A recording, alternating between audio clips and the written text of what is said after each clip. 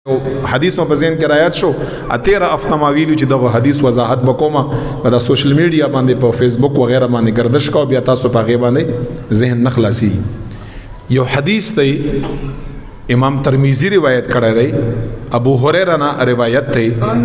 اذا بقي نصف من شعبان فلا تصوموا نبی علیہ السلام مبارک فرمای چې د 15 نه پس چکم شعبان میاشت پاتې شي یعنی 15 روزه اخو مستحب ده نبی علیہ السلام مبارک نیولې ده ځکه پیغمبر علیہ السلام به 13 14 15 دا روزه په هر میاشت کې نیوي هغه په نیت مونږه صدا خو مسنون او مستحب ده د 15 نه پس چې کوم ورځې دي د شعبان د میاشتې هغه په بابت کې یو حدیث ته خو په هغه باندې ځان پوي کړي بیا خلک شیر کوي حدیث دا د نبی علیہ السلام فرمای اذا بقي هر کله چې باقی پاتې شي نصف من شعبان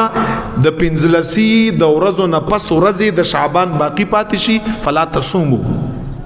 تاسو پاږي کې روزه منسئ دا یو حدیث گردش کدا بالکل صحیح خبره او خلک یې چې دا خو تا څنګه کار دی دا خو نبی علیہ السلام نیولې دی او په دغه حدیث کې یې چې د 15 نه بعد نبی علیہ السلام فرمای 15 نه پس بیا روزه منسئ حالانکه بخاری حدیث دی بخاری فانه کان یصوم شعبان كله دا بخاری حدیث دی نبی علیہ السلام مبارک د شعبان ټول میاشتې روزي نیولې دي او تا ته چې مینسا دی باندې ځان پوي کړي دا یاد لره دا حکم دا هر امتی د پاره نه دی ښا دا حکم د نبی علیہ الصلوۃ والسلام د اغه خلقو د پاره دی چې کوم خلق پر روزو نیولو باندې ضعیفان کیږي او کمزوري کیږي چې بیا تر څه پاتې شي بیا تر هغه فرضي روزي پاتې شي دا حکم خاص اغه خلقو د پاره دی دا زما یا تا یا بل داسې انسان چې هغه د 15 نه پس د شعبان دا روزي نفلی نیوي شي او په صحت باندې برابرۍ او کمزوري کیږي ضعیف کیږي نه او رمضان کریم مبارک روزه تر نه خرابيږي یا تر نه پاتې کیږي بالکل په دغه روزو باندې دغه انسان ته ثواب ملاويږي او دام طریقه د چاره دام د حضرت رسول الله صلی الله علیه وسلم طریقه نو لہذا دغه حدیث مطلب باندې په کار د شکس وضاحت مو کا سمځان په پوي کړی دا حدیث چا د پاره دی سپینګریو د پاره دی ضعیفانو د پاره دی بیمارانو د پاره دی هغه خلکو د پاره دی چې د شعبان غونډه میاش روزي ونسی او بیا کمزوري شي ضعیفان شي بیماران شي بیا د رمضان کریم فرضی روزو نیولو استطاعت او طاقت پکې نه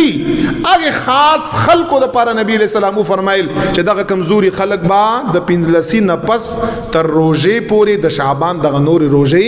نه نسی نبی علیہ الصلوۃ والسلام فرمایل چا د پاره چې دا 15 ورځې خوراکونه ورته وکړي چې دا کوم ضعیفان دي چې رمضان کریم مبارک د انسان تکړی او بیا هغه روزه په صحیح طریقه باندې سرته رسول شي دغه د بتور مستحب غم کړي او التبارنت شي خراب شي فرض روزه بار نه خراب شي دا حدیث هغه خلکو د پاره دی کته تکړی او کته تکړی او کته تکړی او نیوای شي او داستا تجربه او اس در باندې نکیږي یو روزه باندې صاحبانو هر مسلمان ته ثواب ملاوي په دې حدیث باندې بتا سو پوښی وي دا خاص خلکو د پاره دی ضعیفانو لپاره نبی علیہ السلام خو رحمت للعالمین دی هر کټګریز او هر قسم خلکو لپاره خپل خبره دا کل امت ته دغه حدیث کې حکم نه دی الہ العالمین د مونږ تاسو له توفیق راکا د عبادتو د اطاعت خصوصا په دغه میاش کې د زکات د ادایګۍ چې ګوره دا یو فریضه ده چې کوم فقرا غریبانان دي او سره خصوصا زکات سره د قران کریم تلاوت چې دا په سه میاشت کې نازل دی ډیر تلاوت کوي خدای موږ له جمله نیکي او ثواب راکړي